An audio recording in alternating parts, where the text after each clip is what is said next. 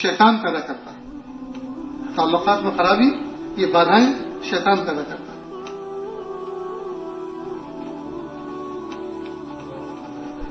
تو شیطان ہمارا ازلی دشمن ہے اور وہ اپنی دشمنی ہماری ان 3 جگہوں پر ظاہر کرتا ہے.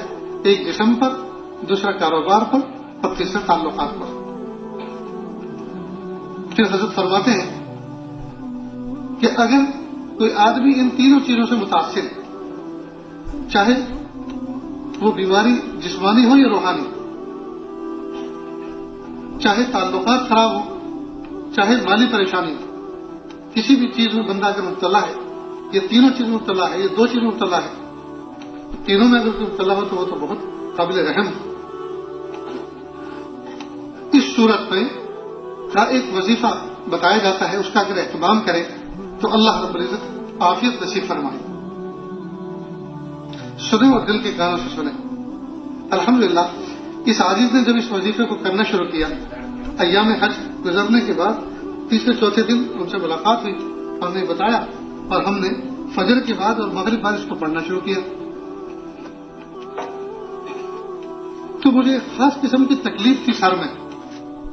بہت سے ڈاکٹروں کو دکھایا، انہوں نے کہا آپ کو سوریاسس کی تکلیف، اور ڈاکٹر لوگ جانتے ہیں سوریاسس کی بیماری لاعلاج سمجھی جاتی ہے. میں تنہائیوں میں اتنا سر کھجلاتا تھا کہ خون نکل آتا تھا. ایک تو یہ تکلیف تھی. دوسرا پیشاب کے قطرات کی تکلیف تھی. بہت دیر تک استنجا خانے میں بیٹھتا اور اطمینان حاصل کرتا، استبرا کرتا. اطمینان حاصل کرنے کے بعد باہر نکل کر وضو کر کے باہر آتا، صوفے پہ بیٹھے، کرسی پہ بیٹھے اور فوراً پھر قطرہ نکل گیا. پھر جاؤ، پھر پاکی اختیار کرو، پھر وضو کرو اور پھر آؤ. اب جو ٹھنڈے علاقوں کا سفر ہوتا ہے وہاں اگر یہ کتنی تکلیف ہوتی ہے، یہ سردی کے موسم میں آدمی کو کتنی تکلیف ہوتی ہے. آدمی مسلسل الجھن میں رہتا ہے. تو یہ 2 بیماری تھی.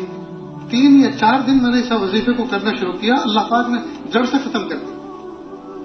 الحمدللہ الحمدللہ. اس لیے دوستو اس وظیفے کو اچھی طرح دھیان سے آپ سنیں اور اس پر عمل کریں، انشاءاللہ نفع ہوگا. خود بھی عمل کریں، اپنے بیوی بچوں سے بھی عمل کروائیں.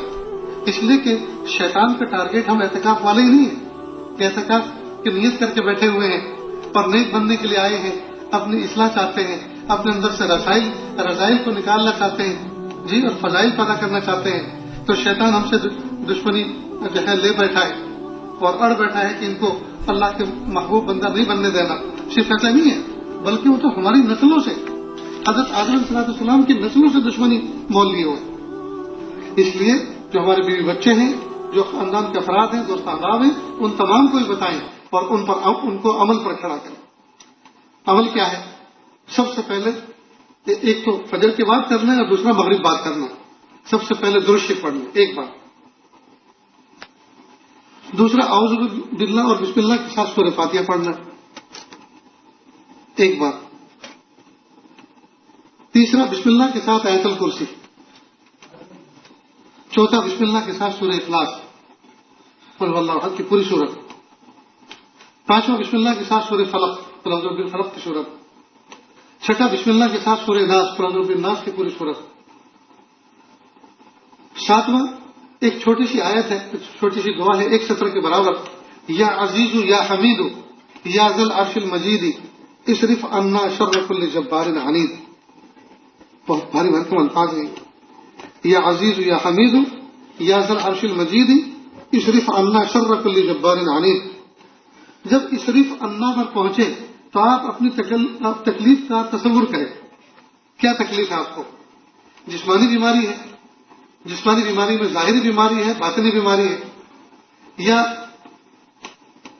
شہر جادو کرتب ہے، جو بھی، یا تعلقات کے اعتبار سے آپ پریشان ہیں، یا کاروباری کی تکلیف کی وجہ سے پریشان ہیں، تو اصرف عنا پہ اس تکلیف کا تصور کریں. اصرف عنا شر کل جبار عنید. پھر آخر میں درود شریف پڑھ کر دونوں ہاتھوں کو ایسے جمع کریں جیسے دعا میں جمع کرتے ہیں اور دونوں پہ دم کریں. اور دم کیسا کریں؟ تھتکارنے والا دم جس میں تھوک کی چھوٹی باریک باریک ذرات بھی آئیں. مثلا ایک تو ہے ایسے پھونک مارنا، یہ تو پھونک مارنا ہوا، اور ایک ہے ایسا دم کرنا جس میں تھوک کے ذرات بھی شامل ہو، اس طرح سے. جب آپ نے یہ دم کر لیا، اب اس کو آپ کیسے کریں؟ ان دونوں ہاتھوں کو آپ گردن کے پیچھے سے لے کر پیشانی کے آگے تک لائیں، ٹوپی اتار دیں، گردن کے پیچھے سے لے کے آگے تک لائیں، پھر پورا چہرے کا احاطہ کریں. ٹھیک کر لیا. اس کے بعد بائیں ہاتھ کو دائیں بغل کے نیچے سے لیں. تو یہ بغل، اسی طرح گھٹنے کے نیچے کا حصہ اور یہ جانگیں اوپر کا فولڈ، یہ وہ جگہ ہیں جہاں پسینہ زیادہ ہوتا ہے، اور جہاں پسینہ زیادہ ہوتا ہے، تعفن ہوتا ہے، وہاں شیطانی مخلوقات زیادہ پناہ لیتی. تو بائیں ہاتھ کو دائیں بغل کے نیچے ایسے رکھیں اور ایسے آگے تک لائیں، ایسے اوپر، ایسے جھاڑیں جیسے کوئی چیز جھاڑتے ہیں، دھول جھاڑتے ہیں. ٹھیک، ایسے دائیں ہاتھ کو بائیں بغل کے نیچے لائیں اور آگے تک لے جائیں. اس ترتیب کو اچھی طرح سمجھ لیں، اس کا خاص اثر ہے. ٹھیک. اس کے بعد اپنے سینے کے اوپر پیٹ تک، جانگوں تک ہاتھ لائیں. اس کے بعد دونوں مونڈھوں کے اوپر. عام طور پہ آپ نے دیکھا ہوگا کہ اکثر لوگوں کے یہ ٹوٹے رہتے ہیں، ہر وقت ایسا لگتا ہے جیسے لٹھوں سے کسی نے مارا ہے. یہ علامت ہے اس بات کی کہ آدمی متاثر ہے، شیطانی مخلوقات کے اثر سے متاثر. تو مونڈھوں پر دونوں، پھر کمر پہ جہاں تک یہ ہاتھ پہنچ سکے. اس کے بعد ایسے پیر اٹھائیں اور یہ جانگ سے لے کر اوپر نیچے، گھٹنے کے نیچے بھی، اور تلوے تک ہاتھ لائیں.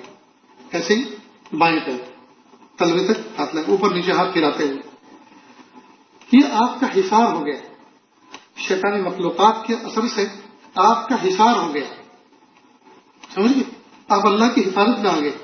مغرب بات کریں گے فجر تک اللہ کی حفاظت میں رہیں گے، اور فجر کی بات کریں گے اللہ مغرب تک اپنی حفاظت